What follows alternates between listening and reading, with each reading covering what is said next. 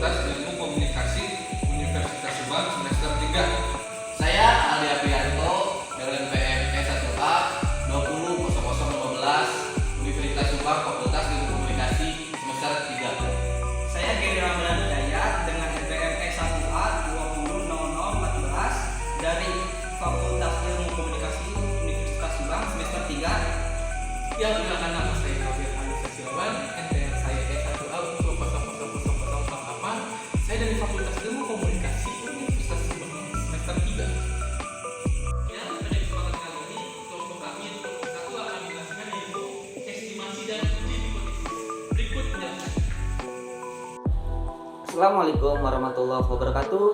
Perkenalkan, nama saya Muhammad Ikram Ardiansyah, NPM S1A 200047 dari Fakultas Ilmu Komunikasi Universitas Subang semester 3. Ya, pada kesempatan kali ini kelompok kami yang kelompok 1 akan menjelaskan yaitu estimasi dan uji hipotesis. Berikut penjelasannya. Di awal pembahasan kali ini, kita sudah mencoba melihat pengertian dari estimasi. Ternyata dalam statistik dikenal ada dua jenis estimasi, yaitu statistik titik dan estimasi interval. Nah, kita coba bahas satu persatu mengenai jenis estimasi tersebut. Estimasi titik adalah suatu nilai tunggal yang dihitung berdasarkan pengukuran sampel yang akan dipakai untuk menduga nilai tunggal yang ada di tingkat populasi yang belum kita ketahui. Sebagai estimator, kita bisa memakai nilai rata-rata, standar deviasi maupun varians. Ketiga pengukuran tersebut merupakan estimator yang baik karena cara pembentukan rata sampel dari sejumlah sampel yang dengan cara pembentukan rata-rata populasi secara sederhana bisa kita katakan bahwa rata-rata dari rata-rata sejumlah sampel akan sama nilainya dengan rata-rata populasi. Masih bingung? Baiklah, kita lihat dalam contoh berikut. Katakanlah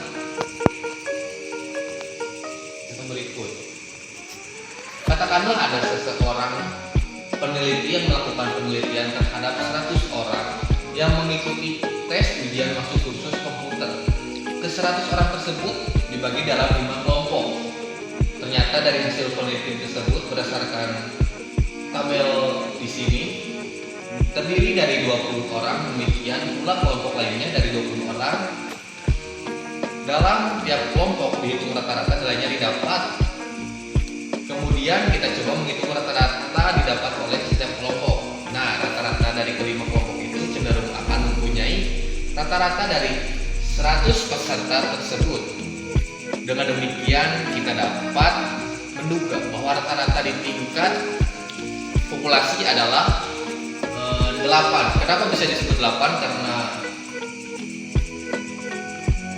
dihitung dari semua kelompok. 9 ditambah 8 ditambah 9 ditambah 8 ditambah 6 sama dengan 40, lalu dibagi 5 menjadi 8. Nah, jadi semua kelompok ini atau dari 20 orang tersebut, tiap kelompok dihitung rata-rata nilai yang didapat. Kemudian kita coba menghitung rata-rata yang didapat oleh setiap kelompok. Nah, bagaimana rata-rata dari kelima kelompok itu cenderung akan menyernai rata-rata dari 100 orang peserta tersebut.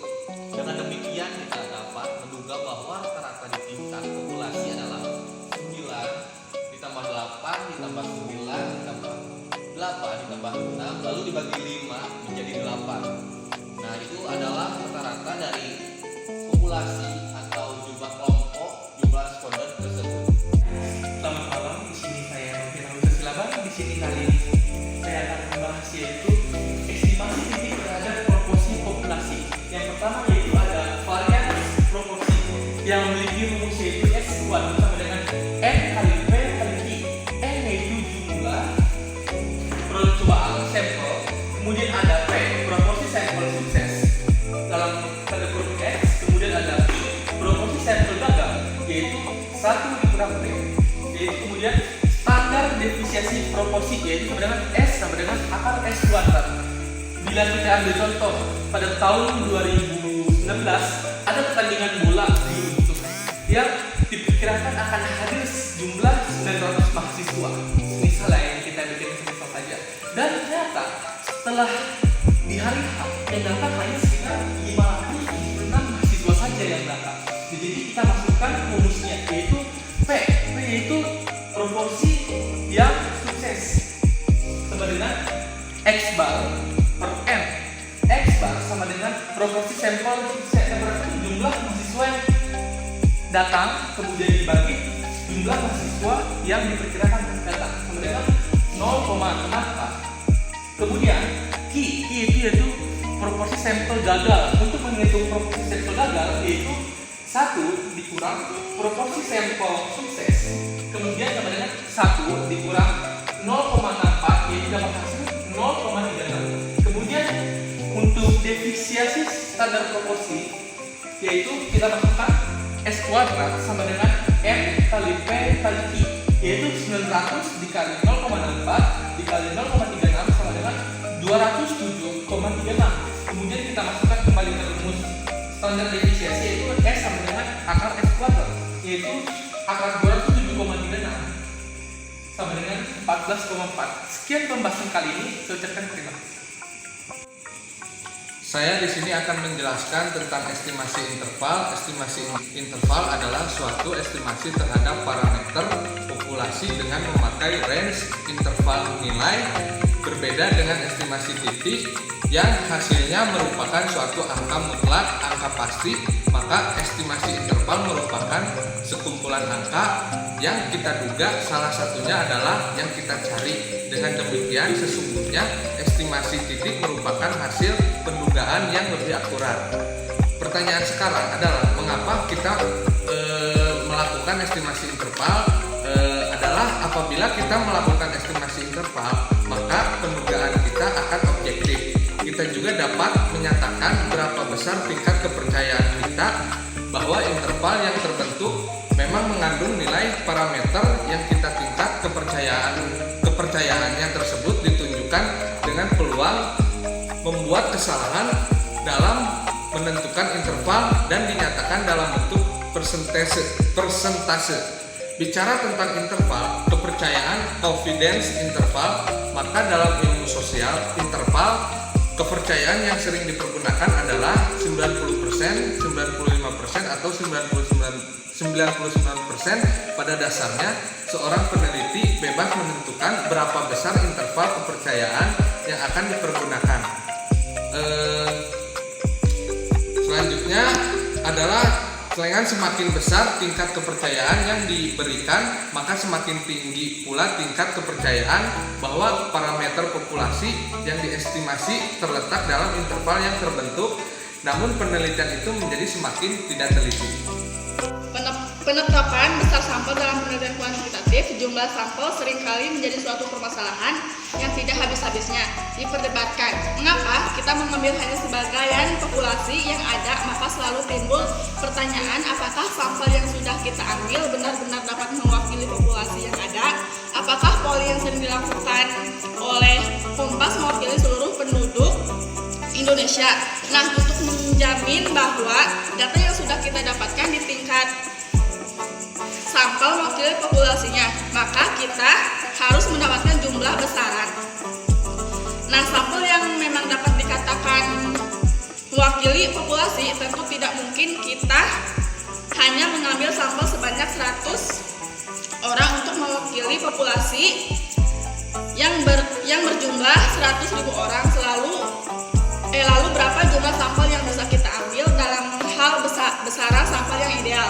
Nah, memang masih banyak oleh sosial mengatakan bahwa kita mengambil 10% dari seluruh populasi yang ada. Ada mengatakan bahwa minimal 25% populasi terlepas dari pendapatan ahli sosial.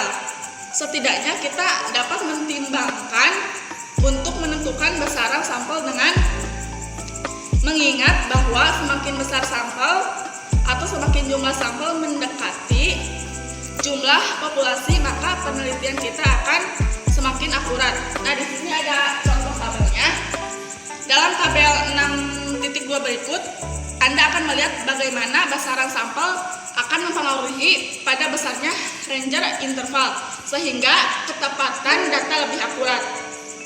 Tabel berikut menunjukkan bahwa apabila kita menggunakan jumlah sampel sebanyak, maka range interval berjarak $1.970, sedangkan apabila kita menambah jumlah sampel menjadi 200, maka range menjadi semakin kecil sehingga ketetapan data semakin apabila Anda perhatikan dengan cermat terlihat perubahan besaran dari 100 ke 200 membuat perubahan rank sebesar $580 dari $1.970 hingga 1.390, sementara perubahan sampel hingga 10.000 hanya membuat perubahan rank interval $424, $620 hingga $1.996 dengan pertimbangan inilah maka sebanyak survei sosial dan polling atau jejak.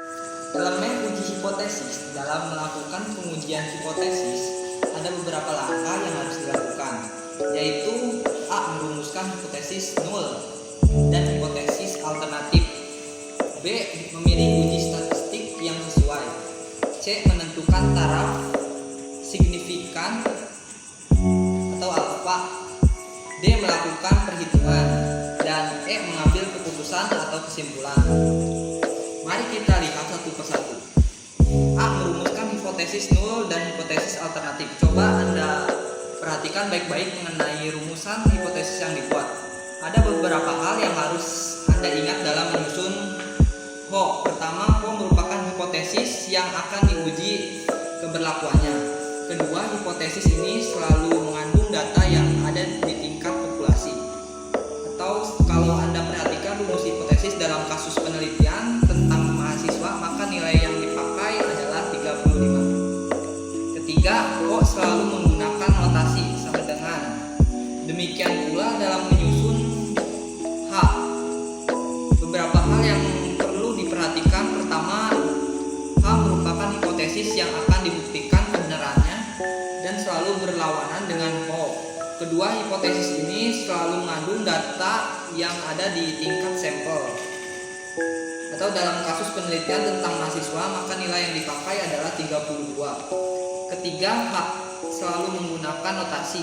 Apabila data di sampel tidak diketahui, kurang dari apabila data di sampel diketahui lebih kecil dibanding data di populasi, serta lebih dari apabila data di sampel diketahui lebih besar dibanding data di populasi.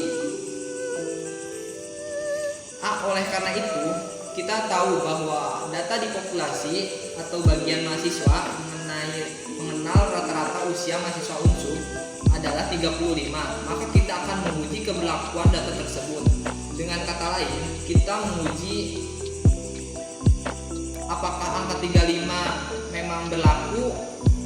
Hal ini terkait dengan temuan di lapangan dengan memakai sampel bahwa rata-rata usia mahasiswa unsur 32. Untuk itu kita ingin membuktikan kebenaran dari data yang sudah kita temukan di lapangan. Dari penjelasan ini kita coba menarik kesimpulan bahwa dalam uji hipotesis seorang peneliti selalu memiliki kecenderungan yang menolak HO dengan implikasi menerima H. Mengapa demikian? Tentu saja karena kita ingin membuktikan bahwa data yang kita dapat dari sampel memanglah benar. Dalam kasus penelitian tentang mahasiswa unsur tersebut, kita ingin membuktikan bahwa memang benar rata-rata usia mahasiswa unsur adalah 32 tahun. Dengan demikian, perumusan hipotesisnya adalah HO rata-rata usia mahasiswa unsur sama dengan 35 dan H rata-rata usia mahasiswa unsur sama dengan 35 bila dua sisi. Kemudian B, memilih uji statistik yang sesuai. Dalam statistik ada banyak rumus-rumusan yang bisa dipakai untuk melakukan uji hipotesis. Tentu saja kita tidak bisa sembarang memilih rumus mana yang akan kita pakai. Ada beberapa kriteria yang harus dipertimbangkan sebelum kita memilih rumus yang akan kita pakai. Sebelumnya kita lihat dulu berapa faktor yang mempengaruhi dalam pemilihan tes statistik, antara lain tingkat pengukuran. Dalam hal ini kita bicara mengenai skala dari variabel penelitian, jumlah sampel, serta ada tidaknya variabel independen dan variabel dependen. Kemudian C, menentukan taraf signifikansi atau alfa. Dalam kegiatan belajar, kita sudah diperkenalkan mengenai alfa atau dacrah penolakan. Sekali lagi diingatkan bahwa bicara mengenai dacrah penolakan, maka kita bicara mengenai penolakan terhadap O.